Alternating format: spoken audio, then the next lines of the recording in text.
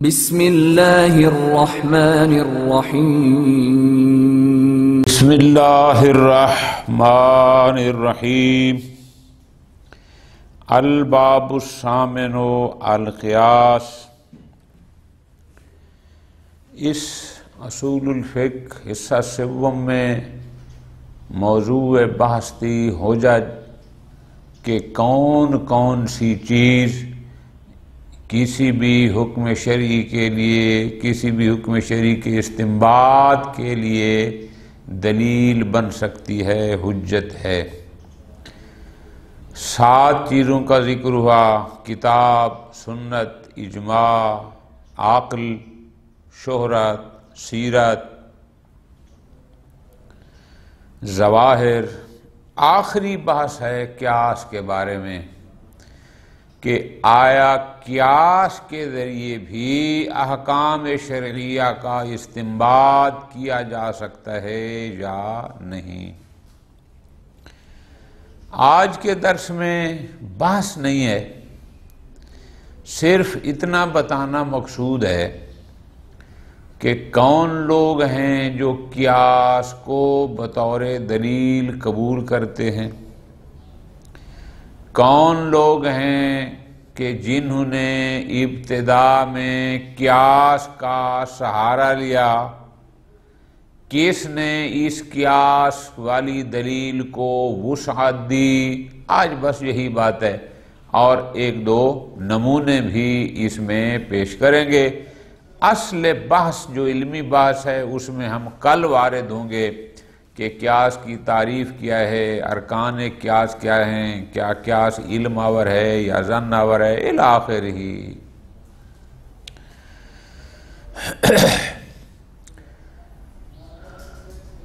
فرقہ اسلامی میں آپ کو پتہ ہے معروف یہی 5 ہیں: امامیہ اور حنفیہ، شافعیہ، مالکیہ اور حنبلیہ، یہی لوگ معروف ہیں۔ اب ان میں سے جہاں تک مسئلہ ہے ہم امامیہ کا، ہمارے لیے تو بات ہو گئی کلیئر کہ ہم جن چیزوں سے حکم شرعی کا استنباط کرتے ہیں وہ ہیں 4۔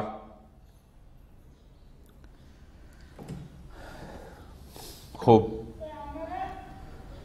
ایک ہو گئی کتاب، ایک ہو گئی سنت، ایک ہے اجماع اور ایک ہو گیا عقل۔ ٹھیک ہو گیا جی۔ ان 4 چیزوں کو ہماری فقہ امامیہ میں یا اصولی حضرات جو شیعہ اصولی حضرات ہیں، ان 4 کو منابع اصلی کہتے ہیں۔ ذرا غور کرنا۔ پھر اس کے بعد 4 چیزیں اور ہیں، جیسے ظواہر، قول لغوی، سیرت عقلائیہ، سیرت متشرعہ۔ تفصیل ہم نے پوری بیان کر دی کہ کون سی ان میں حجت ہے، کون سی نہیں ہے، شرائط کیا تھیں۔ ان کو کہا جاتا ہے منابع طبعیہ۔ خوب، علماء امامیہ کا نظریہ کلیئر ہو گیا۔ قرآن، سنت، اجماع اور عقل یہ ہمارے منابع اصلی ہیں، ہم ان کے ذریعے استنباط کرتے ہیں احکام شرعیہ کا۔ چونکہ بات قیاس کی ہے تو آج تھوڑا سا اس کے بارے میں آپ کو معلومات دے دیں، پھر آپ ان کو لکھ کے رکھ لیں، پھر آپ کو کام آئیں گی۔ اب ہماری کلیئر ہو گیا، امامیہ کا نظریہ کلیئر ہو گیا، قرآن، سنت، اجماع اور عقل۔ آپ کہیں گے کہ یہ 4 منابع اصلی ہیں اور 4 ہو گئے منابع فرعی۔ حنفیہ کے نزدیک ذرا غور کرنا، وہ 6 چیزوں کو اصل قرار دیتے ہیں: کتاب، سنت، اجماع، قیاس، استحسان، عرف۔ وہ کہتے ہیں کہ یہ 6 چیزیں ہیں کہ جن سے حکم شرعی کا استنباط کیا جا سکتا ہے، وہ اس کو بطور دلیل پیش کرتے ہیں۔ یہ حنفیہ، ٹھیک ہوگی۔ شافعیہ کے نزدیک وہ کہتے ہیں کہ منابع فقہ چار چیزیں ہیں. چار کون سی؟ کتاب، سنت، اجماع، قیاس. یہ ہو گئی شافعیہ کے نزدیک. مالکیہ ان کے نزدیک یہ منابع 9 ہیں. 9: کتاب، سنت، اجماع، قیاس، استحسان، عرف، اجماع اہل المدینہ، مصالح مرسلہ اور سد ذرائع. انشاءاللہ آگے بتائیں گے ان کی وضاحت بھی. ٹھیک ہو گیا جی. حنبلی حضرات یہ ترتیب یوں بناتے ہیں. وہ کہتے ہیں کہ پہلے مرحلے پر ہے النصوص. ٹھیک ہے جی، نص. پھر فتوی صحابہ اگر اس پر متفق ہوں. نمبر 3، اگر صحابہ متفق نہ ہوں، ان میں اختلاف ہو، تو ان میں سے جو اقرب الی الکتاب و سنت ہے اس کو لیں گے. چوتھے نمبر پر وہ کہتے ہیں کہ حدیث ضعیف اور حدیث مرسل کو لیا جا سکتا ہے، البتہ وہ اس کو قیاس پر ترجیح دیتے ہیں. اور 5ویں نمبر پر وہ پھر یہ کہتے ہیں کہ اگر یہ چیزیں نہ ہوں 4 تو جا کر پھر وہ قیاس کو قبول کرتے ہیں. اب اس کو ذرا یاد رکھ لیں. اب ایک دو واقعہ ہے وہ ترجمے میں بتاؤں گا. فرماتے ہیں ان القیاس علی ما سیاتی تحدیدہ. انشاءاللہ ہم بیان کریں گے قیاس کی تعریف کیا ہے. بیان موضع البحث فیہ، کہ اس قیاس میں ہم کون سی بحث کر رہے ہیں، اختلاف کیا ہے. من الامارات التي واقعت فی حمارقۃ الآراء بین الفقہاء، کہ یہ قیاس آیا امارات معتبرہ میں سے ہے یا نہیں ہے. بڑی تفصیلی بحث ہوئی. بہت سارے لوگوں نے جو امامیہ میں سے نہیں ہیں اس کو بطور دلیل ثابت کرنے پر دلیلیں دی ہیں، جبکہ امامیہ اس کے خلاف ہیں اور وہ اس کو بطور حجت اور دلیل قبول کرنے کے لیے تیار نہیں ہیں. خوب فرماتے ہیں علماء الامامیہ تبعاً لآل البیت علیہم السلام ابطلوا العمل بہ. علماء امامیہ جتنے بھی ہیں اتباع آل رسول صلی اللہ علیہ وآلہ وسلم میں قیاس پر عمل کو باطل قرار دیتے ہیں. وہ کہتے ہیں قیاس دلیل نہیں ہے. بات ختم. ومن الفرق الاخرى اہل الظاہر المعروفون المعروفین بالظواہر، جو لوگ امامیہ نہیں ہیں لیکن وہ بھی قیاس کو قبول نہیں کرتے. ان میں سے ایک فرقہ ہے جس کو کہتے ہیں فرقہ ظاہریہ. فرقہ ظاہریہ، ان کا جو سربراہ تھا وہ داؤد بن خلف تھا جو ظاہریہ کا کہلاتا تھا. اور اسی طرح فرماتے ہیں وَكَذَلِكَ الْحَنَابِلَةُ، اور جو حنبلی حضرات ہیں لم یکن یقیمون لہ وزنا، وہ بھی قیاس کو کوئی زیادہ اہمیت اور وزن نہیں دیتے، وہ اس کے قائل بھی نہیں. ٹھیک ہو گیا. اچھا پھر فرماتے ہیں اول من توسع فیہ فی القرن الثانی ابو حنیفہ.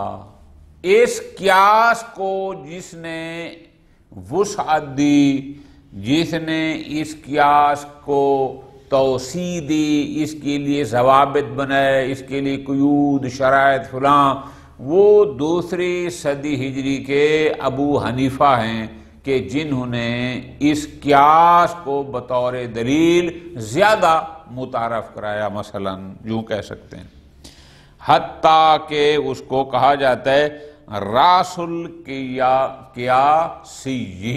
قیاسیوں کے سربراہ. حالانکہ قیاس پہلے سے تھا، زمانہ خلفاء سے تھا، لیکن چونکہ اس نے اس پر زیادہ کام کیا اس کے زمانے میں وہ ابو حنیفہ کے دور میں، تو اس لیے اس کو راس القیاسیین کہا جاتا ہے. ٹھیک. وقد نشطا فی اثرہ، اور اسی کے زمانے میں ہی یہ زیادہ پھیلا. واخذ بہ، اور پھر اس پر شافعی اور مالکی بھی آ گئے. وَلَقَدْ بَالَغَ بِهِ جَمَاعَةٌ، کچھ لوگوں نے اس قیاس کی حجیت اور دلیلیت میں مبالغہ سے کام لیا. کیا؟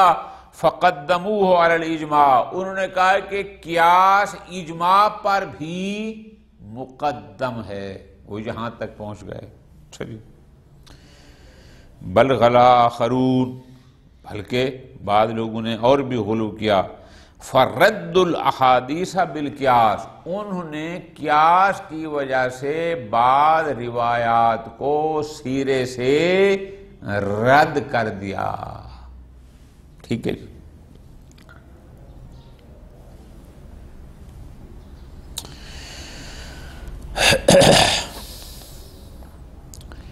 لقد بالغا، بعد نے مبالغہ کیا. بل غلا، بلکہ بعد نے غلو کیا.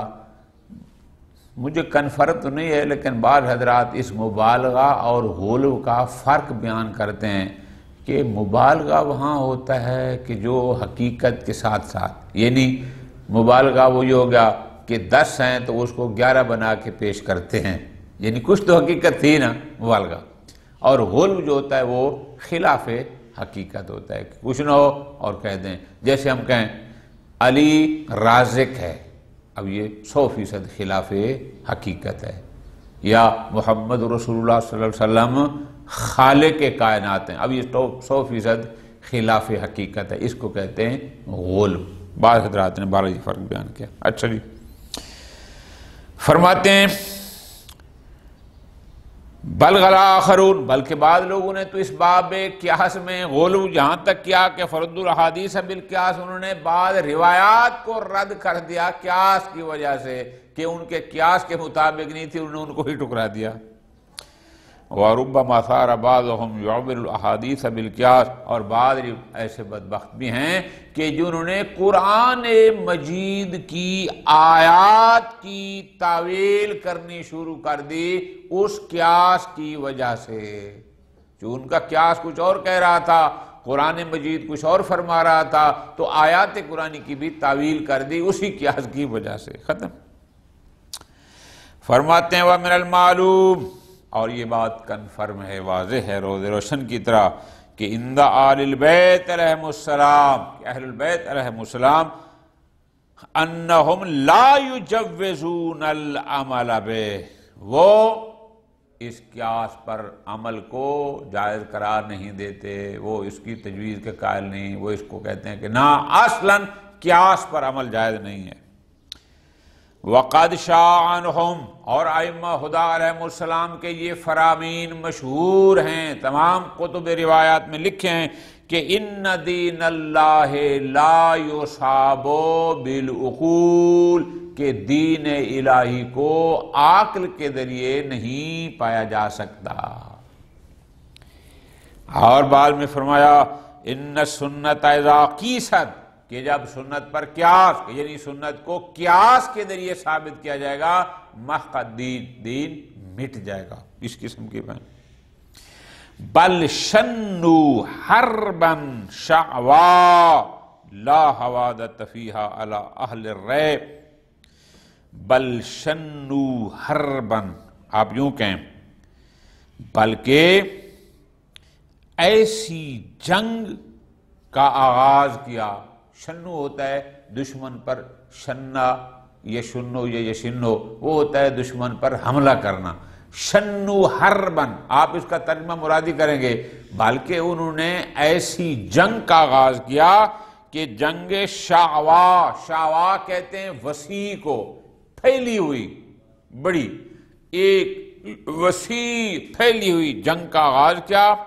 لا حوادث فیہا، حوادہ کا لفظی معنی ہوتا ہے کہ امن، صلح کی گنجائش، یہاں ہو جائے گا لا حوادث فیہ، ایسی جنگ کہ جس پر کوئی صلح، کوئی مصالحت نہیں ہو سکتی کہ کہیں چلو تھوڑا سا تمہارا قیاس مان لیتے ہیں، تھوڑا سا تم چھوڑ دو، ایسی کوئی گنجائش نہیں ہے۔ خوب، جنگ کا آغاز کیا؟ علی اہل الرأی و قیاسہم، کہ جو اہل الرأی تھے، جو اپنی رائے اور قیاس کرتے تھے، ما وجدوا للکلام متسعا ومناظرات الامام الصادق علیہ السلام معہم معروفہ، امام صادق علیہ السلام کے مناظرے ان لوگوں کے ساتھ کہ جو قیاس کے قائل تھے ہر جگہ محفوظ ہیں، لا سیما مع ابی حنیفہ، خاص کر اپنے شاگرد ابو حنیفہ کے ساتھ جو مناظرے ہیں۔ وقد رواہ حتی اہل سنت، روایات ہیں کہ امام صادق علیہ السلام نے ابو حنیفہ کو یہاں تک کہا کیا؟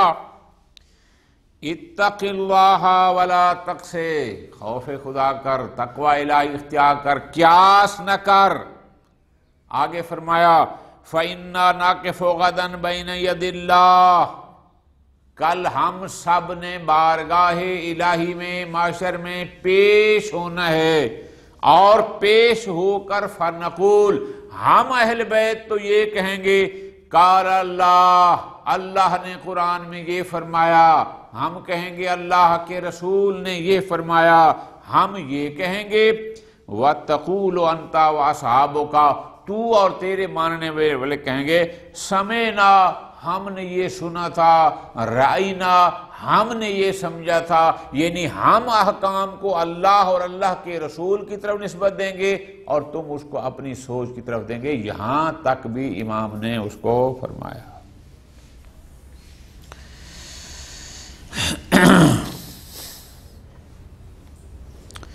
والذی یبدو ان المخالفین لآل البیت علیہم السلام سلکوا غیر طریقہم، چونکہ یہ بات واضح ہے کہ جو اہل بیت علیہم السلام کے مخالف تھے وہ اہل بیت کے راستے پر نہ چلے، جو طریق اہل بیت تھا، جو راستہ ان کا تھا احکام شریعہ کا، وہ اس پر نہ چلے۔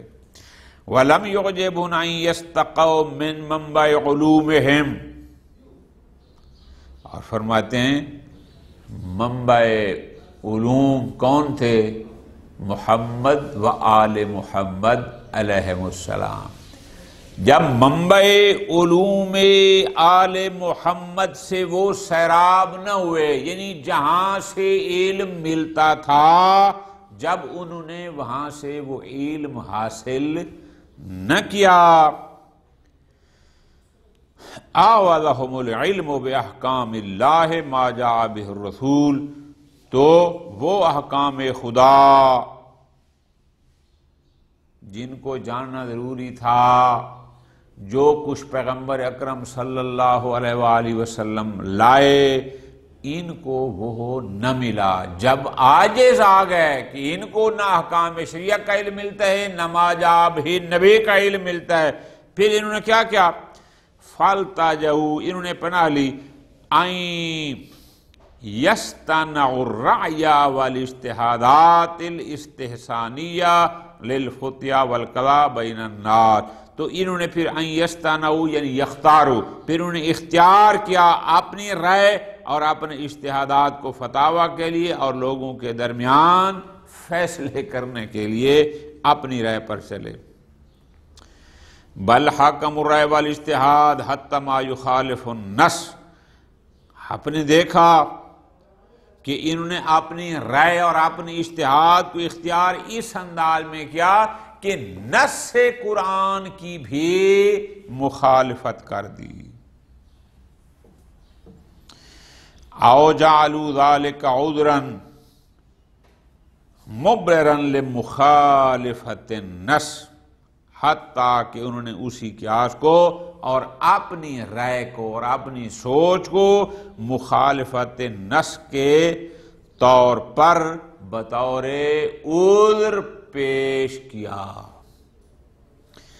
کما فی قصت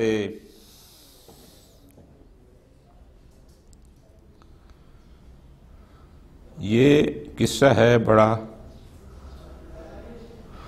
معروف، کدھر گیا؟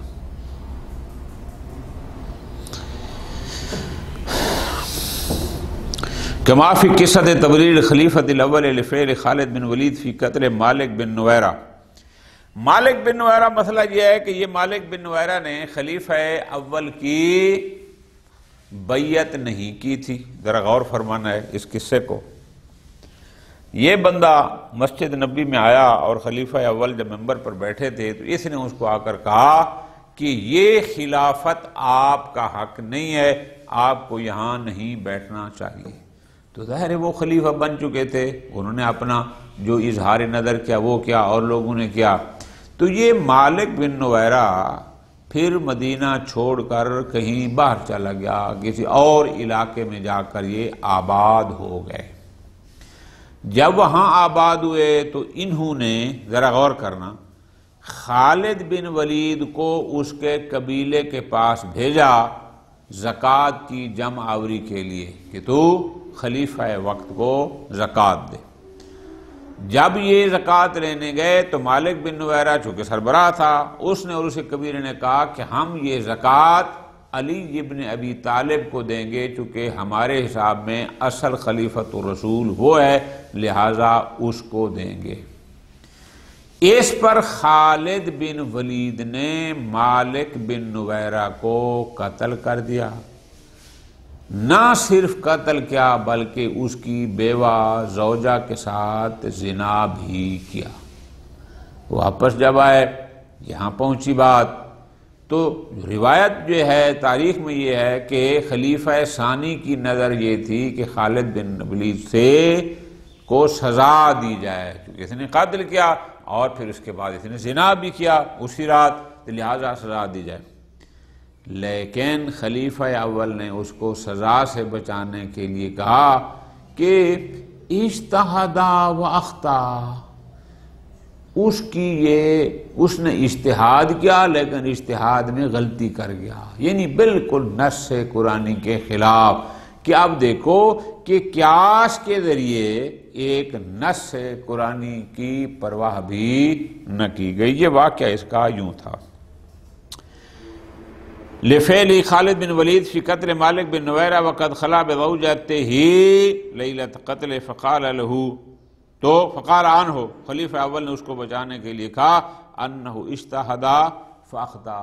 زیادہ لمبی باتیں یہاں ہو نہیں سکتی کیونکہ آج کل میڈیا کا دور ہے، اور پھر فوراً توہین صحابہ کی FIR کٹ جاتی ہے، علمی بحث بھی آپ نہیں کر سکتے، ایک یہ بھی مصیبت ہے۔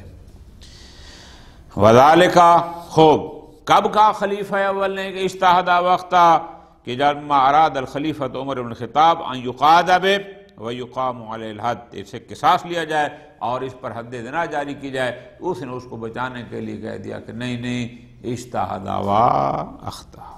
خوب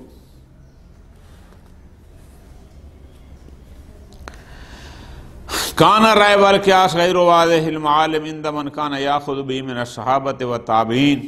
اب اس میں سے ایک بات میری جان آپ کے لیے کلیئر ہو گئی کہ یہ سلسلہ قیاس ابو حنیفہ سے شروع نہیں ہوا، شروع یہ بعد پیغمبر صحابہ اور تابعین کے زمانے سے قیاس کا نظام شروع ہو چکا تھا۔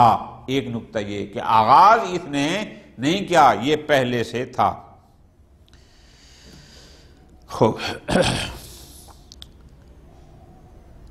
وَكَانَ الرَّأْيُ وَالْقِيَاسُ غَيْرَ وَاضِحِ الْمَعَالِمِ عِندَ مَنْ كَانَ يَأْخُذُهُ، کہ جو لوگ صحابہ یا تابعین قیاس پر عمل کرتے تھے ان کے لیے اس کی کوئی جس کو ہم کہتے ہیں نا شرائط، قیود، ضوابط، قوانین، وہ ان کے لیے نہیں تھے۔ حتیٰ بادات البحث فیہ لترکیزہ وتوسعۃ الاخذ بہ فی القرن الثانی علی ید ابی حنیفہ، حتیٰ کہ قرن ثانی دوسری صدی ہجری میں ابو حنیفہ اور اس کے ماننے والوں نے پھر اس قیاس کی بحث کو از سر نو چھیڑا، اس کو وسعت دی، اور پھر ثم بعد ان اخذت الدولۃ العباسیہ، بعد میں جب عباسی خلیفوں کا دور آ گیا تو انہوں نے کیا کیا، تو ساند اہل القیاس، جو قیاس کے قائل تھے ان کی حکومت عباسی نے سپورٹ کی، چونکہ ان کے فائدے میں تھا، ان کی سپورٹ کی۔ وبعد ظہور نقاد اللہ امر جماعت من علمائہم لتحدید معالم۔ بہرحال اس کے بعد فرماتے ہیں کہ پھر آہستہ آہستہ جب بات چل پڑی تو پھر کچھ لوگ آئے جنہوں نے اس کے لباس کو وسعت دی، اس کے لیے قیود، اس کے لیے شرائط کہ قیاس کن شرائط میں ہوگا، قیاس کیسا ہوگا الی آخری، اور پھر اس کے لیے یہ کہ حتیٰ کہ وہ ایک مستقل فن بن گیا۔ لیکن بہرحال ہمارے نزدیک تو یہ قیاس نہیں ہے۔ ہم انشاءاللہ اس پر پوری جو بحث کریں گے، ہم یہ بتائیں گے کہ ہم کون سے والے قیاس کو موضوع بحث قرار دے رہے ہیں، کس قیاس کی حجیت اور عدم حجیت کی بات کر رہے ہیں، قیاس کہتے کسے ہیں، یہ ساری باتیں انشاءاللہ پھر اگلے درس میں شروع کریں گے۔ وصلی اللہ علی محمد وآل محمد۔